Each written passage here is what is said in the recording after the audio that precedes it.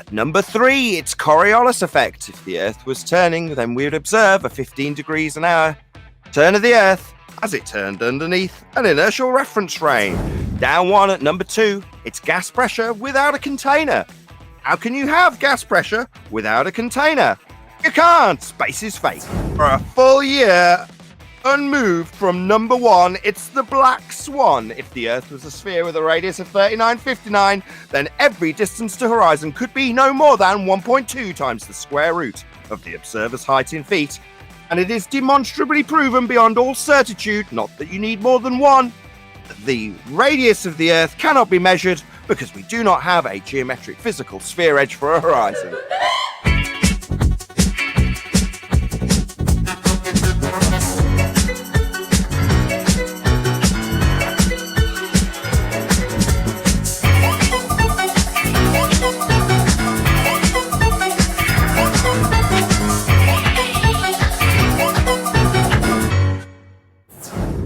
So that's the end of any assertion that we've got sphere edge horizons and Earth curvature. Well, Earth is obviously and observably and measurably flat. Well, if you wanted a silver bullet, there it is. It's destroying any notion of the reification of a... It seems so preposterous to say this, but a sphere Earth, having people hanging off it antipodal, being Earth curvature, the horizon being an edge that you can see from high altitude, all that nonsense, all dead. The black swan, all of it. It's your silver bullet. You wanted one prior to now, that's it. If you didn't recognize it before now, I'm telling you, this is that silver bullet. It's number 1 on our top 3 globe debunkings. Top 3. It's number 1. Wait a second, Nathan. Wait a second, Nathan. Hey, Miggy from 24/7 Flat Earth Discord 2.0. Listen up, sir. Go ahead, Nathan. Okay, yeah, we'll do the full-on shebango. Dun, dun, dun, dun, dun, dun, dun, dun, dun, dun. At number 3, it's Coriolis effect. If the Earth was turning, then we would observe a 15 degrees an hour turn of the Earth as it turned underneath an inertial reference frame. This would cause a flight from Charlotte, North Carolina to LA to take only an hour and a half as Earth turned underneath. Obviously, given that the flight takes 4.5 hours, we have no Earth turning underneath anything at 15 degrees an hour. Dun, dun, dun, dun, dun, dun, dun, dun, dun, dun. Down 1 at number 2, it's gas pressure without a container. How can you have gas pressure without a container? You can't. It's a violation of the second law of thermodynamics. If the sky was a vacuum, the gas we breathe would fill the space. Space is fake. Dun, dun, dun, dun, dun, dun, dun, dun, dun, dun. And now, for a full year, unmoved from number 1, it's the black swan. If the Earth was a sphere with a radius of 3959, then every distance to horizon could be no more than 1.2 times the square root of the observer's height in feet. And it is demonstrably proven beyond all certitude, not that you need more than one, that the radius of the Earth cannot be measured because we do not have a geometric physical sphere edge for a horizon. Dun, dun, dun, dun, dun, dun, dun, dun, dun, dun. Dun, dun, dun, dun, dun. Bravo. Wow. That was absolutely flat-tastic there, mate. I love the dun, dun, dun, dun, dun, dun, dun. But I like the end where you add the dun, dun, dun. Is that the dating game music? Oh, yeah, it's our top 3 for the top 3 globe debunkings. And that's why it's a silver bullet, because it's all well and good saying, right, you've now got pictures from space. Space is fake. You know, if the sky was a vacuum, we wouldn't have any gas. It's nonsense. We need something for it to press upon. Now, I don't know what that is, but I know we must have something for it to press upon for us to have gas pressure. Therefore, any claim that you've got pictures from space is fake. That was the former number 1 because it's so strong. All of their claims are utilizing this fake medium to propose this whole narrative about Star Wars, basically. We don't have it. Space isn't a vacuum for them to travel to the lights in the sky. That doesn't debunk the essence of the heliocentric model from where we stand and where it's reified from. And that's that the ground beneath your feet falls away from you at 8 inches per mile squared. That gives it physical geometric limitations. 1.2 times the square root of the observer's height in feet is where that horizon must be if it's a hill getting in the way. That's what they say it is. It's a hill getting in the way because of its physical nature, obstructing things into the distance. And as soon as you put it beyond that physical limitation of a sphere, and it's not a physical horizon, and they tell us that in rebuttal. We wouldn't expect to see the physical geometric horizon. That only exists in the maths and in your reified world that you think you're standing on when you think the Earth is curving away from you. It isn't. We don't have physical geometric sphere edges for horizon. We've only got one horizon. It can't be refracted non-physical and geometric like the maths suggests when you say it's blocking stuff with physicality. That's why the black swan is that silver bullet. And it's very important that people after a year recognize the significance, why it's the number one argument that we would ever propose.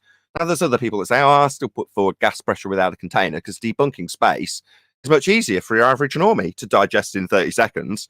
Yeah, but debunking space, I've met several people that don't think that the moon landings are real and pull it apart, but then go, what? Oh, of course, we're still on a sphere in a sky vacuum. And you could use it to your advantage with those people. And at the end of that argument, they'd still think they were on a sphere because you've not debunked the essence of it. And the essence is that we've got a physical horizon that's blocking stuff into the distance. And that's Earth curve from the ground. From the sky, well, we've debunked from the sky. Space is fake. Can't have gas pressure without a container. Last but by no means least on the top three, they claim we're spinning. Well, we'd notice there'd be Coriolis effect. Then they say that there is Coriolis effect. Well, we'd notice and there isn't. Anything in the air for any significant period of time doesn't have Earth turning underneath, and that's what you need to have Coriolis effect. Those top three in that order, I think, are the most significant debunkings because they're the essence of the heliocentric world. Earth spinning in a vacuum as a sphere. That's it. That's what your heliocentric model is. All debunked with those three arguments. Damn, that was inspiring. Why'd you call out Miggy? Who's not inspired? Why'd I call out Miggy? He's taking the 3 points, as they're called, and he's putting the boots to all the baltards now, or potential baltards, or the new people. So it's called Miggy's 3 points. Well, those 3 points are measurement of the Earth's curvature, axial rotation, and the vacuum of space. Where'd they come from? Is he giving us any credit? No. Oh, no. We can't have that. Oh, yeah, we can. I'm more than happy for anybody to say that. Like, Mickey has given props to where the origination of the 3 points have come from. So, just to put that on record. Yep. There you go. That demolishes that. But I just want to say that I'm in many ways going to argue against him giving credit, and I'll explain why. If you're in the arena with anybody else arguing about this particular subject, then you own the argument. In other words, let's say you've got a vague notion because this is the only time you've ever heard about it and go, wow, those are silver bullets, you say.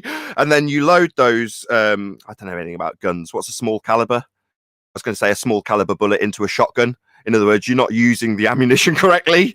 Then you're going to get annihilated. Someone's going to blow you up with a hand grenade, just to keep the analogy going.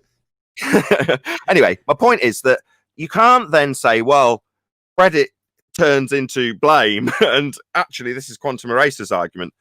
Notice how I put it on Quantum Eraser now, not me. Yes, I noticed that.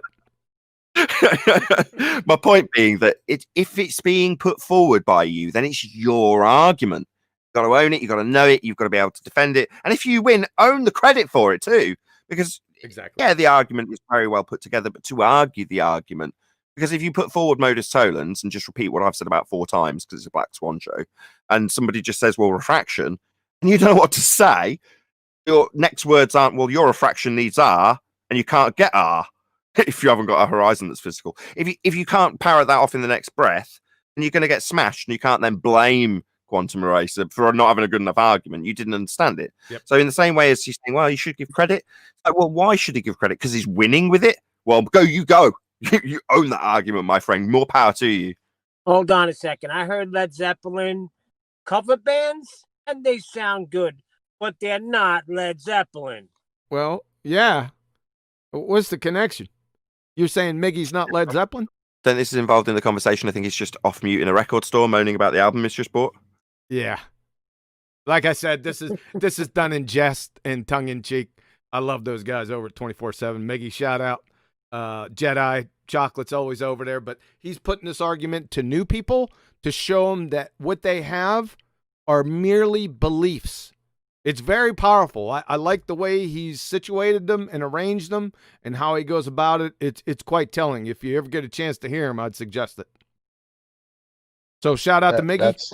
Yep. Go ahead, That's Chuck. why I would give him so many props, right? Because like us over here, right? So what we've done, we've taken the top 3 globe killers, right? And we've taken them to the staunch globers, the the globetars that we deal with all the time, and we murder them with it, right? But like Quantum said, he's taken this to new people, and he's almost molded it and weaponized it into a form to help new people understand that what they have in these 3 points is a belief.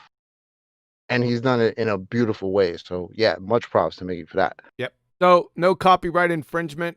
I'll call the lawyers back officially. Name and shame. It's like if somebody cocks up an argument or gets something wrong, you spend all day laboring the point about the person and the individual and making it personal, or you focus on the things, the points, how it's wrong, correcting those points. You know, it's the same principle when you reverse it. In other words, it's all well and good saying, have you given credit when something's gone well? Well, I would say, well, you don't have to give any credit because you just own it. It's your credit. And likewise, if that person mucks up, you don't have to necessarily name and shame them. You can just highlight what's been done incorrectly rather than laboring the personality and the person that's got it wrong. It works both ways. In other words, my saying you don't have to necessarily give credit if you've done well in an argument because you've understood it and can convey it and can put it across in a debate. And me, I just like, I ain't got time for credit when that happens. You know what I mean? So, sorry. Yeah. Damn, you're inspired today, Nathan. What's got into you, man? I think I'm same old. This is me, man. Yeah, Black Swan birth. Something's got you, man. You're. It's inspiring to listen to you today. You got all kind of energy, man.